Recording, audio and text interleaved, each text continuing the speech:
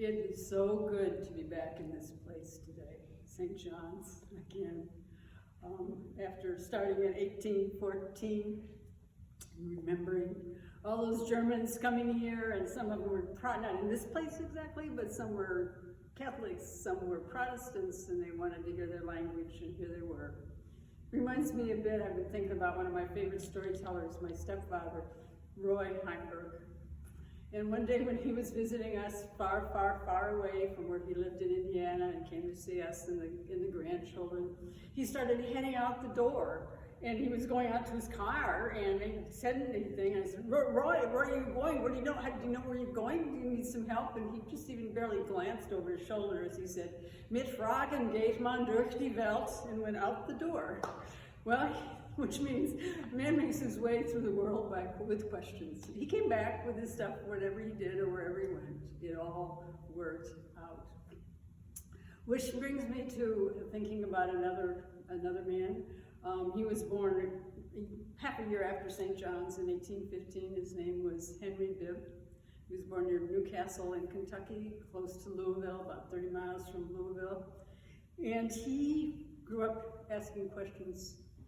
He was born a slave to his mother, and his father's name was James Bibb. James Bibb, the name he carried, was said to be his father. He was also a state senator. And Henry Bibb complained about, among the things that the Anglo-Saxon planters robbed me of besides liberty and my labor, was my natural dark complexion was also robbed of him. And he wrote a book, and the name of his book is a little long because the title is, from those days, The Narrative of the Life and Adventures of Henry Bibb, an American Slave, written by himself in 1849. So he was the oldest of seven. And when he was first sold off, his first owner was an 8-year-old girl. He was her playmate for a while, but it wasn't long after that that they started selling him off, not selling him off, but farming him out to work in the trades and to make money and do that stuff. And that money, of course, went for her education. But he talks about, of all the trades that I learned, the one that I learned the best and practiced to perfection was running away. At a very young age, when he would go out into the woods along with his, he would have something with him. And if a white man saw him, said, "What are you doing? Are you running away?" Well, yeah, he was running away from a flogging or something very serious, but he said, "I'm not running away. I've got the bridle here to get my master's horse that ran away." Some days it would be a cow, some days it would be a horse. That was a plan forever with him. He was going to run away and to get to Canada, because that's where he could really be safe. And because of that, he wasn't going to get married, he wasn't going to get involved, but he was 18, and he met Matilda, and he finally told Matilda, he said that he finally told her, he said, "There's two things that are really important to me, and one is religion, and that I want to follow the gospel in all of its theology and in all of its practicalities through my entire life. The other thing is, I intend to be a free man, and it's probably going to take me running away to Canada to be able to do that." And she said, "Those are the two things that I think about all the time too." Well, he also said, what a marvelous thing it is, the way a woman can change a man's mind with all her charms and her grace and elegance. Got married, they had a baby, Mary Frances. Eventually, when they were on the same plantation, it was even worse for him. The separation had been hard, but to see how they were treated, when they would go pick up Mary Frances, who was still crawling from essentially the daycare, which was the house of the mistress that ran the plantation, she would be crying, she would have red hand marks on her face that would last for 8 days. And he thinking, now it's time for me to go. I'm going to have to go first by myself to find a place to bring them to. So Christmas in 1837, they would get a few days off so they could go visit relatives and stuff. Well, it was really so the white people didn't have to be out in the fields working either. So, and he said he was going to head off to the slaughterhouse where he worked sometime, and he had collected a little extra money, and he had bought an outfit of clothes, including a big hat, and took them with him, went down to the river by New Bedford, found a little boat to get across the river onto the Indiana side, to get on a steamboat going to Cincinnati. Well, he got on that boat and just kind of hunkered back in the corner, and he saw somebody leaving a hammock, a worker, and said, "Can I sleep in your hammock? You know, it looks like you're going to work." He said, "Well, give me 25 cents. So he spent the night in the hammock where nobody could really see him. Not that he slept. He'd heard all those horror stories, many of them true, about explosions, fire explosions on the boats. But when he got to Cincinnati, he kind of held back till the other people were off. And he's looking around and just kind of casually walks off that gangplank and comes down onto Broadway, where it comes all the way down to the river, looks around. Well, where's Canada? How do I get to Canada? What do I do? He saw some young boys playing, and he went over and he said, say fellas, do you know an old color man around here? He chops wood and he runs errands for people. I said, well, what's his name, mister? I forgot. Could it be Joe Gundy? Yeah. Do you know where he lives? Yeah, sure, of course. And so they took him over there, and he goes into the house. Joe lets him in, and they kind of looking each other over, and neither one knows who's who or what's going on. And Joe finally starts getting talking, and he says, well, I'm a slave, and I'm just here for the holidays, and then I'm gotta go back home. And he said, my son, you should never go back. You have no reason to let them keep you robbed of your liberty. So he started telling him about the Underground Railroad. He told him about abolitionists. He'd heard nothing about abolitionists. He thought they were another race of people, and made his way far away, made his way back to try and get his wife again. Well, for the next 4 years, he went through 5 escapes. Very dangerous, almost killed, shot, all kinds of things. One of the escapes was in Louisville. Dan Lane had come up and been hired to bring him back. But Dan Lane was in the barn, using it as a latrine, the horse barn, using it as a latrine. He said, stand right by that door. So he kind of, moved closer to the door. And when Dan Lane looked the other way for a second, he took off running. And he ran around all kinds of blocks and buildings and over fences. And it was a really tall fence. He said, if I get in there, nobody will be able to see me. He grabbed the board, took over the tall fence, and crash, the board broke. He just fell over on top of a chicken coop. The chicken started cackling, the dog started barking, and he started running and went around and around and around.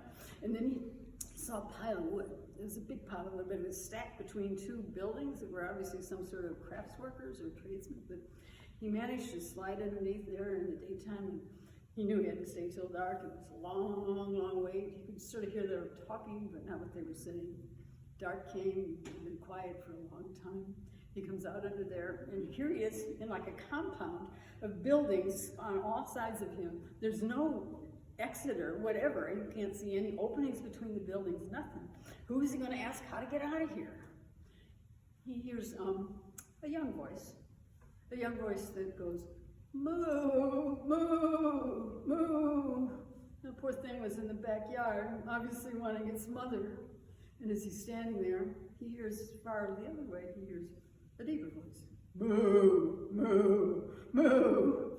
So, she knows the way in and out of here. I'll go ask her how I'm going to get out of here. So he goes over and he walks, follows it, moo, moo, moo. And then he sees a pathway. Well, it's an archway. It's very dark and it's all stone. All he can see in it is, this is what he says. All he can see was 2 round globes of fire, which were her eyes. And passed on through, and that was yet another one of his escape. One he describes as one of his favorites, though, is when he had been a slave sold to a Cherokee man in Missouri, and he's making his way back up to St. Louis and then back to Cincinnati again to get his friends in Cincinnati to help him some more, because he had a number of friends because he kept coming in and out. So he gets on how's he going to get on the ship this time?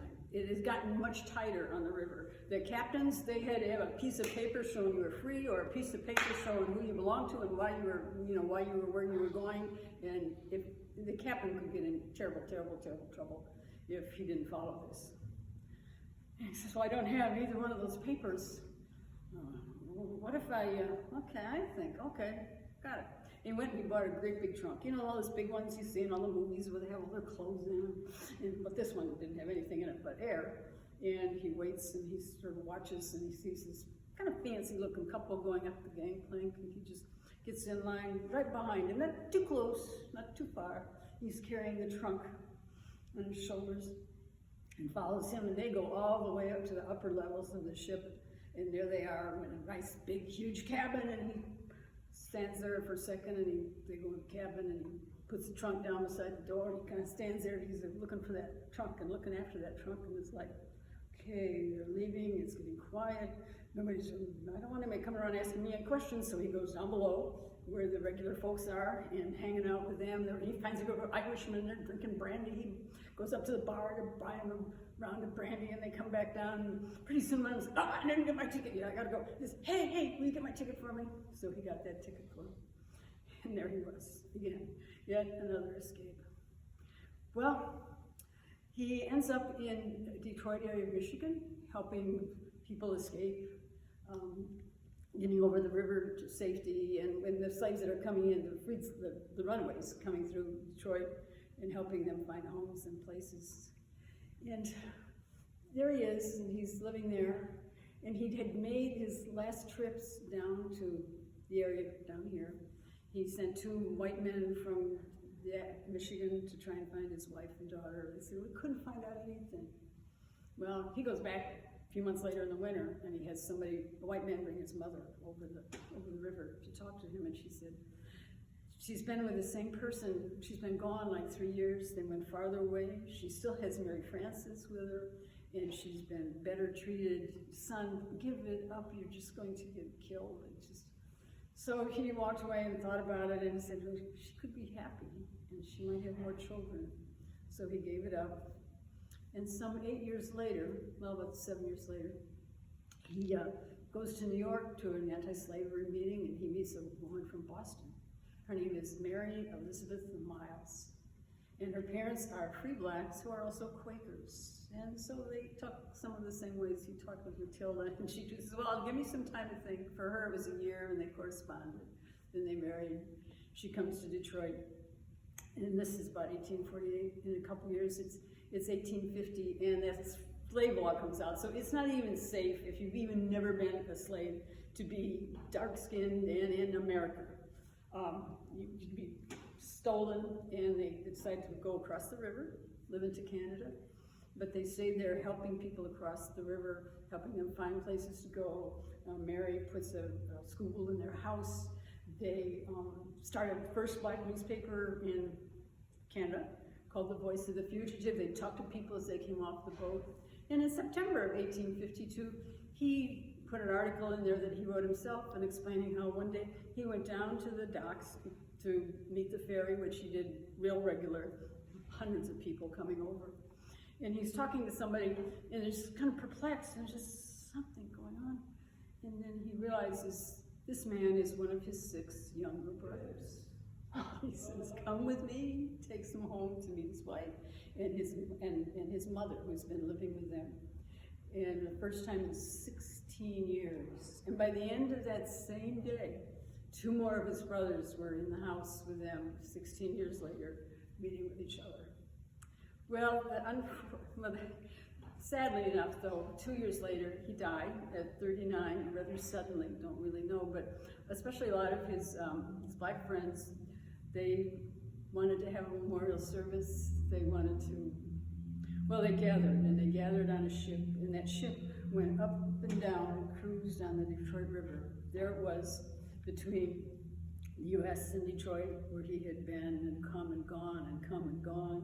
In Canada, where he came and went every day, those 2 worlds that he lived in, back and forth and back and forth. They sang songs, they read poetry, and they gave speeches. But the speech that really I keep thinking about when I tell this story is actually sort of a speech, and it's the very end of the book that he wrote about the story of his being a slave. The book that he said, I trust this little volume will bear some humble part in lighting up the path of freedom. And to himself, he says, maybe it's something for all of us to think about. At any rate, his speech here was, and here I pledge myself, God be my helper, ever to contend for the natural equality of the human family, without regard to color, which is but fading matter, while mind makes the man. Henry Bibb. Thank you.